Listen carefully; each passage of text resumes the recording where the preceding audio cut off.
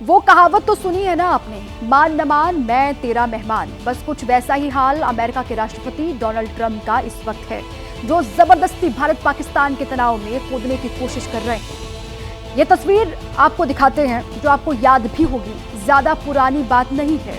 America में जब राष्ट्रपति चुनाव हो रहे थे तो डोनाल्ड ट्रंप की जीत के लिए हिंदुस्तान में हवन किए जा रहे थे, प्रार्थनाओं का दौर चल रहा था। लेकिन ट्रंप ने क्या किया? ट्रंप श्रेय लेने की होड़ में ये सब भूल गए कि एक राष्ट्रपति के पद की गरिमा क्या होती है। ट्रंप ये भूल गए कि अगर किसी देश को जब आप अपना दोस्त मानते हैं तो उसके कूटनीतिक हितों से लेकर विदेश नीति तक का सम्मान करना होता है। लेकिन डोनाल्ड ट्रंप पर तो दुनिया के सामने ये साबित करने की सनक सवार थी कि उनसे बड़ा कोई नेता और दुनिया में है ही नहीं। आज हम उदाहरण समेत देश को ये दिखाने जा रहे हैं कि कैसे अमेरिका में राष्ट्रपति का चोला ओढ़े सिर्फ एक व्यापारी बैठा हुआ है, जिसे हर वक्त हर चीज में सिर्फ और सिर्फ सौदेबाजी दिखाई देती है। सबसे ताजा मिसाल कतर से जुड़ी हुई है, जो ट्रंप को दुनिया का सबसे महंगा तोहफा देने जा रहा है।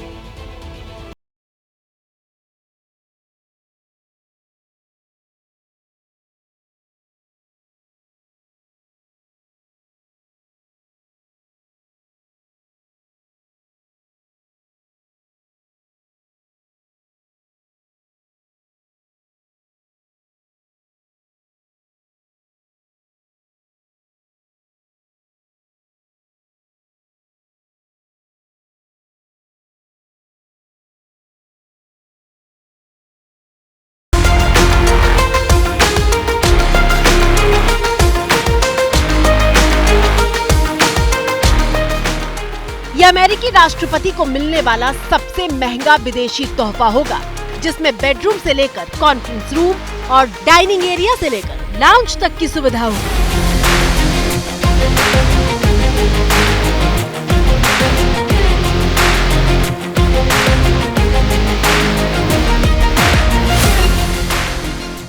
खबर है कि डोनाल्ड ट्रंप अमेरिकी राष्ट्रपति के आधिकारिक विमान एयरफोर्स 1 की जगह कतर के महल जैसी सुविधाओं वाले विमान का इस्तेमाल कर सकते हैं।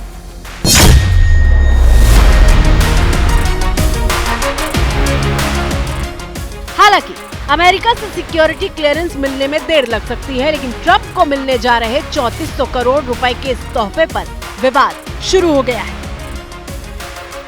अमेरिकी संविधान के मुताबिक सरकारी पद पर बैठा कोई भी व्यक्ति बिना यूएस कांग्रेस की इजाजत के ना तो किसी राजा और ना ही किसी देश से कोई उपहार ले सकता है और ना ही कोई उपाधि स्वीकार कर सकता है।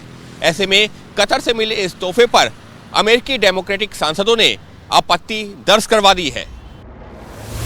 आपत्ति इस बात पर है कि कतर से मिलने वाला तोहफा ट्रंप के कारोबारी हित और राष्ट्रपति के तौर पर उनकी जिम्मेदारियों के बीच एक भारी अंतर को दिखाता है।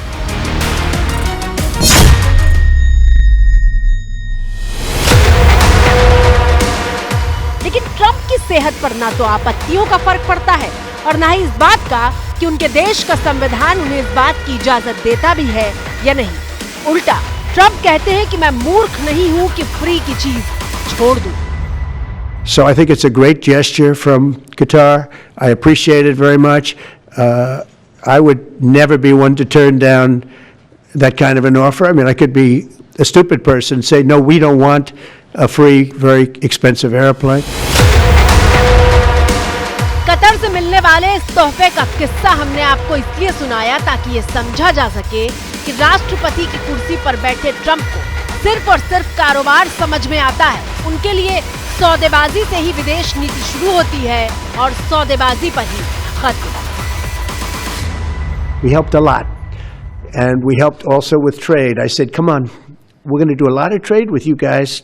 Let's stop it. Let's stop it.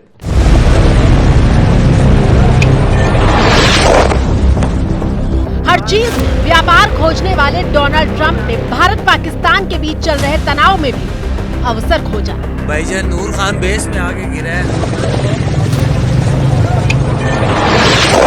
शनिवार को जब भारत पाकिस्तान के बीच तनाव चरम पर था, हिंदुस्तान की सेना पाकिस्तान के आतंकी ठिकानों को तबाह करने के बाद उसके उकसाने वाली कार्रवाइयों का मुंहतोड़ जवाब दे रही थी, तो अचानक 10 मई को डोनाल्ड ट्रंप ने अपने ट्रुथ सोशल अकाउंट पर सीज फायर का ऐलान कर दिया।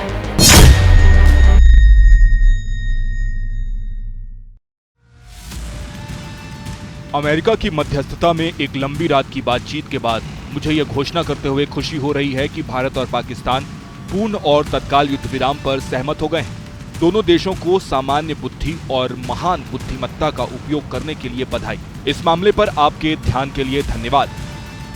अरे भाई क्यों, किस लिए, क्या? ऐसे तमाम सवाल ट्रंप को लेकर उठने लगे क्योंकि क्रेडिट लपकने के लालच में ट्रंप ने ऐलान कर दिया था कि सीज फायर तो उन्होंने ही करवाया है। On Saturday, my administration helped broker a full and immediate ceasefire, I think a permanent one, between India and Pakistan. Trump के इस ऐलान के ठीक आधे घंटे बाद भारत ने साफ कर दिया कि पाकिस्तान के DGMO का फोन आया था और इसके बाद ही दोनों मुल्क सीज फायर वाली सहमति पर पहुंचे। It was agreed between them that both sides would stop all firing and military action on land and in the air and sea with effect from 1700 hours Indian Standard Time today. जब DGMO की बात हो चुकी थी उसके बाद उन्होंने Trump किया। इन्होंने ऐसा बिहेव किया जैसे यूट्यूबर होते हैं कि मैं फर्स्ट, मैंने पहली बार अपने। ट्रंप ने सीज फायर की खबर पहले ब्रेक की, लेकिन सच्चाई ये है कि फैसला भारत पाकिस्तान के स्तर पर हुआ था और पाकिस्तान को झुकना पड़ा था क्योंकि हिंदुस्तान की सेना ने दुश्मन मुल्क के पसीने छुड़ा दिए थे। जिस पाकिस्तानी सेना के भरोसे ये आतंकी बैठे थे, भारत की सेना, भारत की एयरफोर्स और भारत की नेवी ने उस पाकिस्तानी सेना को भी धूल चटा दी है। भारत माता की जय! भारत माता की जय! भारत माता की जय! आपने पाकिस्तानी फौज को भी बता दिया है, पाकिस्तान में ऐसा कोई ठिकाना नहीं है जहां बैठकर आतंकवादी चैन की सांस ले सके।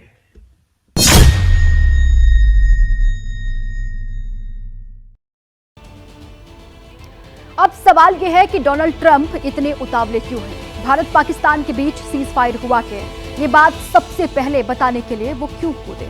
वो इसलिए क्योंकि ट्रंप को खामखा का ठेकेदार बनने की पुरानी आदत है। फिर चाहे वो रूस यूक्रेन युद्ध को एक फोन पर खत्म करवा देने का उनका बड़बोलापन हो या फिर इजराइल फिलिस्तीन के बीच युद्ध विराम, ट्रंप कर कुछ नहीं पाते लेकिन क्रेडिट लेने के लिए बेचैन हर वक्त दिखाई देते हैं। और उनकी इसी बेचैनी ने दूसरी बार ट्रंप की फजीहत करवाई जब राष्ट्र के नाम संबोधन से ठीक पहले ट्रंप ने बकायदा बयान जारी करके अपने खोखले दावे को सही साबित करने की कोशिश की। लेकिन ट्रंप के उतावलेपन के पीछे वजह क्या है, अब आपको दिखाते हैं। प्रिय देशवासियों, नमस्कार।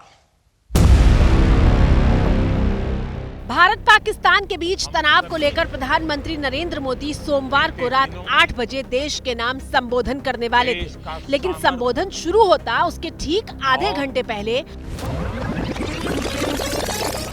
अमेरिका के राष्ट्रपति डोनाल्ड ट्रंप का ये बयान आ गया। On Saturday, my administration helped broker a full and immediate ceasefire, I think a permanent one, between India and Pakistan, ending a dangerous conflict of two nations with lots of nuclear weapons. अब इसको उतावलापन न कहे तो क्या कहें? Donald Trump अगर cease fire आपके कहने पर हुआ था और इतना ही स्थायी था, तो फिर पाकिस्तान ने 10 मई की रात सीज फायर का उल्लंघन क्यों किया था? इस वक्त एक बड़ी खबर आपको बता दें, पाकिस्तान ने युद्ध विराम तोड़ा है। पाकिस्तान ने एक बार फिर से सीज फायर का उल्लंघन किया है, जम्मू के कई इलाकों में फायरिंग की है और सीधे सीधे युद्ध विराम तोड़ दिया है। सैन्य कार्रवाई को रोकने का समझौता आज शाम को हुआ था। पिछले कुछ घंटों से इस समझौते का पाकिस्तान की ओर से घोर उल्लंघन हो रहा है। सीज फायर का उल्लंघन क्यों हुआ, इस सवाल का जवाब अमेरिका के राष्ट्रपति के पास नहीं होगा, लेकिन वो ये बताने से नहीं चूके कि उन्होंने कौन सी धमकी देकर सीज फायर करवाया है। We helped a lot. And we helped also with trade. I said, come on, we're going to do a lot of trade with you guys. Let's stop it. Let's stop it. If you stop it, we're doing trade. If you don't stop it, we're not going to do any trade. People have never really used trade the way I used it. That I can tell you. इसीलिए तो Trump को राष्ट्रपति कम और trade पति ज्यादा कहा जाता है। 5 लाइन के बयान में सुनिए कैसे 5 बार ट्रेड शब्द का इस्तेमाल किया और ये जताने की कोशिश की कि व्यापार रोकने की धमकी देकर सीजफायर के लिए राजी किया। लेकिन सुन लीजिए ट्रंप, हिंदुस्तान की विदेश नीति हमेशा से बहुत साफ रही है कि वो अपने मामलों में किसी भी तीसरे मुल्क की मध्यस्थता को स्वीकार नहीं करता। हमारा लंबे अरसे से यही राष्ट्रीय पक्ष रहा है कि भारतीय केंद्र शासित प्रदेश जम्मू और कश्मीर से संबंधित किसी भी मुद्दे को भारत और पाकिस्तान को द्विपक्षीय तरीके से ही हल करना है। इस नीति में कोई बदलाव नहीं हुआ है। जैसा कि आप जानते हैं, लंबित मामला केवल पाकिस्तान द्वारा अवैध रूप से कब्जा किए गए भारतीय क्षेत्र को खाली करने का है। लेकिन ट्रंप के कान पर शायद जू नहीं रेंगती। वो अपनी धुन में इतने मगन रहते हैं कि जो कह रहे हैं वो कितना आधारहीन साबित हो सकता है, इस बात से उन्हें फर्क ही नहीं पड़ता।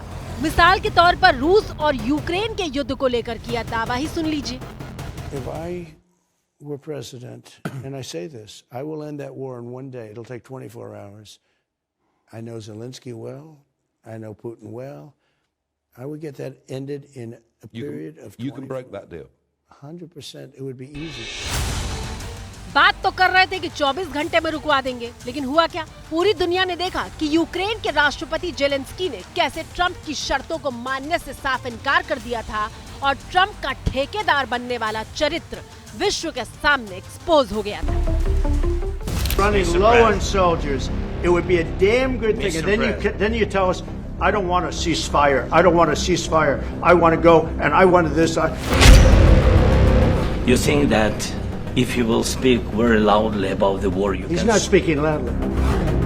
Not in a good position. You don't have the cards right now. With us, you start having cards. But right now, you don't. Yeah, you're playing cards. You're playing cards. बड़बोले। ये उपमा डोनाल्ड ट्रंप पर बिल्कुल सटीक बैठती है, क्योंकि उन्होंने ही Gaza पर पूरी तरह से कब्जे के बाद शांति बहाल करने का दावा किया था। लेकिन जो तस्वीरें आ रही हैं उसे देखकर कोई पूछे ट्रंप से, क्या हुआ तेरा वादा? The U.S. will take over the Gaza Strip, and we will do a job with it too. We'll own it and be responsible for dismantling all of the dangerous unexploded bombs and other weapons on the site, level the site and get rid of the destroyed buildings, level it out, create an economic development that will supply unlimited numbers of jobs and housing for the people of the area. ये गया था रूस और Ukraine से बात करने के लिए। जितने इसने वहां डील्स कराई हैं वो 3 या 4 मिनट तक चलती हैं। गाजा पट्टी में कराना चाहता था इजराइल के साथ, वो भी ठप हो गया। इसने क्या कहा था राष्ट्रपति बनने से पहले, अगर मैं राष्ट्रपति बनना तो 24 घंटे के अंदर गाजा पट्टी में शांति करवा दूंगा, वो भी ठप हो गया है। तो ये कहने का मतलब है कि ये कोई फॉरेन पॉलिसी, विदेश नीति के एरिया में ये कोई चीज ऐसी चाहता है अपने लोगों को कह सके, देखिए मैं डोनाल्ड ट्रंप हूं, मैंने शादी करवा दी है। कुछ नहीं होने वाला।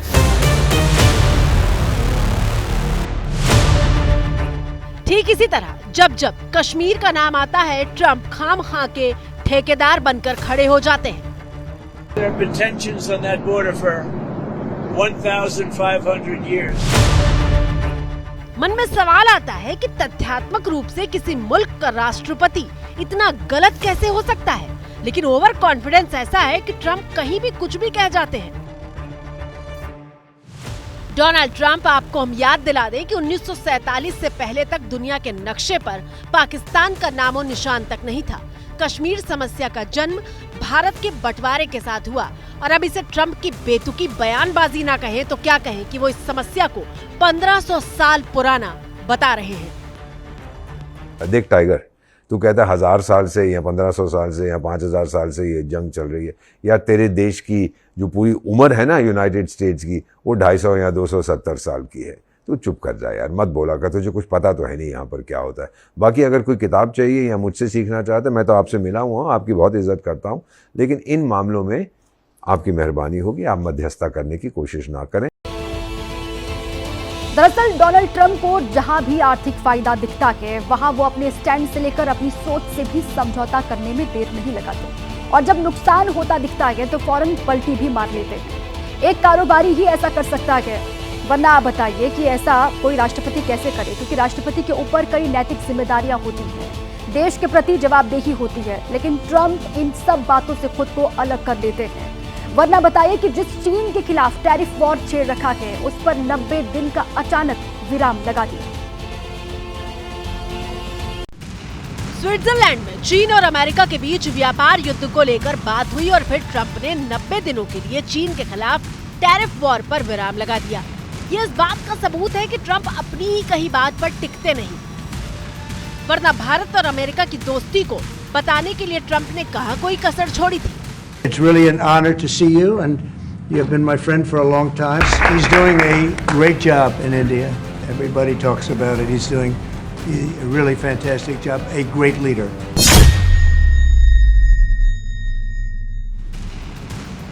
बावजूद इसके ट्रंप ने दोस्ती के रिश्ते का भी मान नहीं रखा और भारत के साथ आतंकी चरित्र वाले पाकिस्तान को एक ही तराजू में तौल दिया। उसने कहा था इतनी जल्दी बोलें, हम दोनों अनाउंस करने लगे थे, आप बीच में पहले पहुंच गए। ये आपकी मर्जी है, आपको कौन रोक सकता है। आप शक्तिशाली हैं, आपका देश दुनिया का सबसे ताकतवर है, सबसे बड़ी इकोनॉमी है, सबसे बड़ी नॉलेज, आप तो नॉलेज पावर है। लेकिन इस तरह से करते जाएंगे ना तो आप बात करते हैं मेक अमेरिका ग्रेट अगेन, तो क्या हो जाएगा, make America alone again. Congress नेता शशि थरूर ने भी ट्रंप के बयान पर उन्हें खरी खोटी सुनाई है। शशि थरूर ने एक्स पर लिखा, ये पीड़ित और अपराधी के बीच एक झूठी समानता दर्शाता है। ऐसा लगता है कि अमेरिका पाकिस्तान के सीमा पार आतंकवाद से जुड़े संबंधों के खिलाफ अपने पहले के रुख को भूल गया है।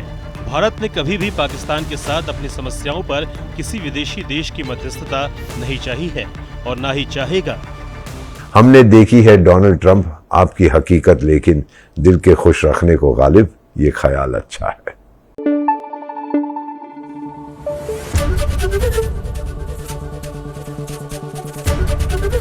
ABP न्यूज आपको रखे आगे।